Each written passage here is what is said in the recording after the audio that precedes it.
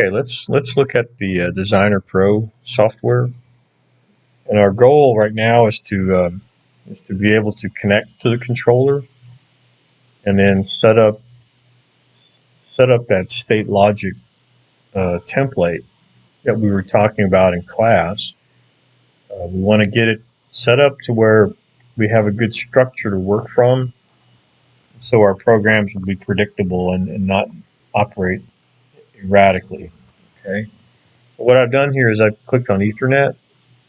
My PLC is a 1.2 IP address. The I/O configuration is a little different from the one in the classroom, so I'm going to use this configuration.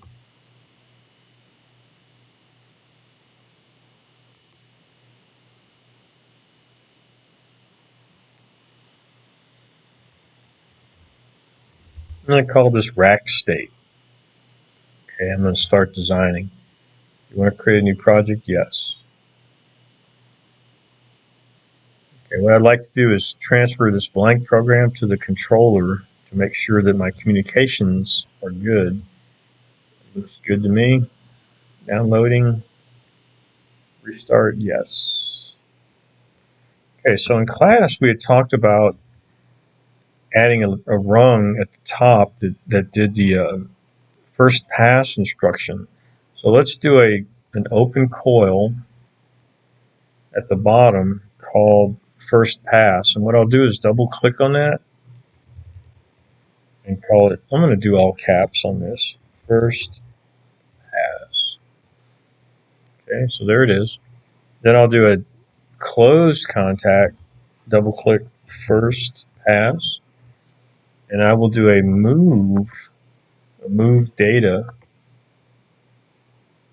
into, I'm going to move a 0 into a tag called state val. Okay. Wants to know if this is a good address for it. It is. Let's look at the data types while we're looking. We have signed integers, unsigned integers. A 16-bit integer can hold a number up to about 65,535. That's a lot of states. And that's probably enough states. A 32-bit number goes up to a little over 2 billion. So let's just go with an unsigned integer 16. Okay. Say OK on that. So what I've done is created the first line and the last line in my program, in the main logic.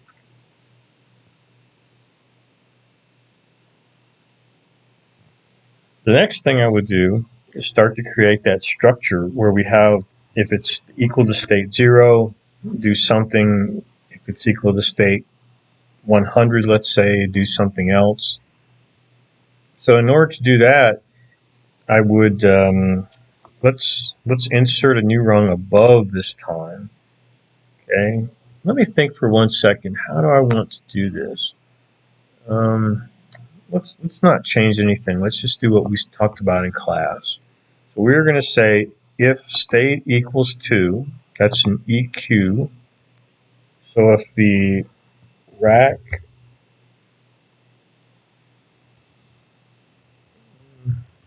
let's see, oh, state val, okay.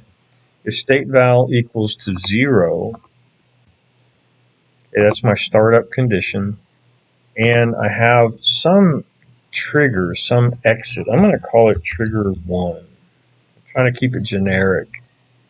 If that's true, then I will move 100. Make sure I click on constant of 100 into state val.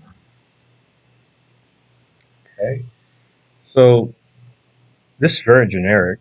What I can do is copy this rung.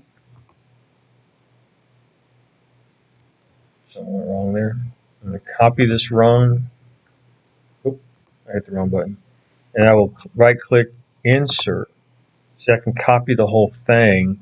What I'll do, I'll change this that if it's equal to 100, and I have trigger 2,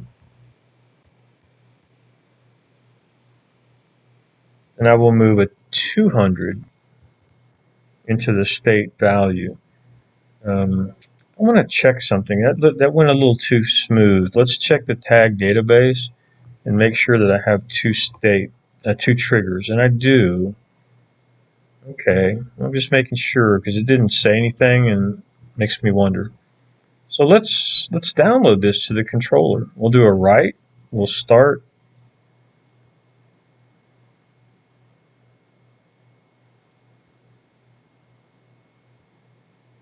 And let's right click here and go to monitor mode. Oh, I need to go online first. We'll click on online here, and then we can right click, go to monitor. So first pass is true because it has gone through at one time. I have a 0 in my state value. If I right click on this and turn it on, I'll load 100 into my state value.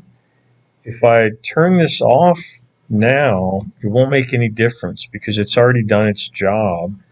If I click on trigger 2, I'm going to go to state 200. If I turn it off, it's fine because it's already done its job. So in order to go back to 0, I would have to add one more line with a third trigger. So let's do that. I'm going to right click. Let's go to edit mode. Right click, copy, right click, insert.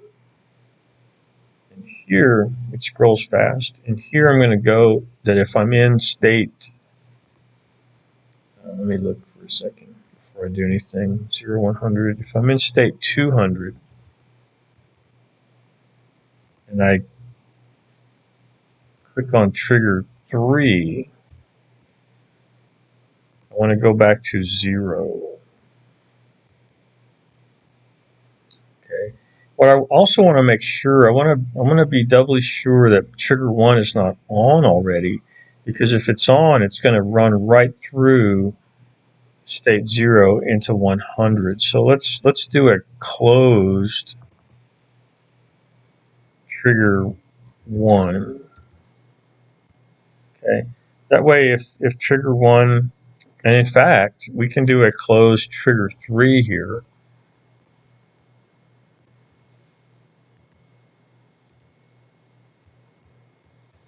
And since we're doing all this, let's add a closed trigger 2 right here.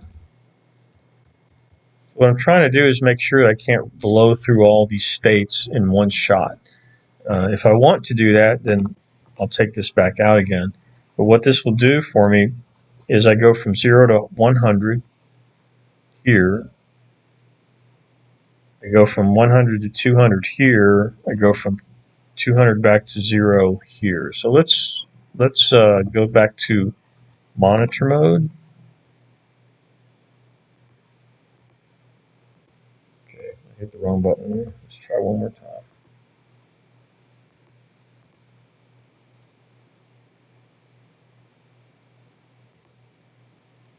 Okay, so I'm still in state 200. Let's activate this one here. Okay, now I'm back in 0. If I activate this one, I go to 100. Activate this one, go to 200. Activate this one, go back to 0.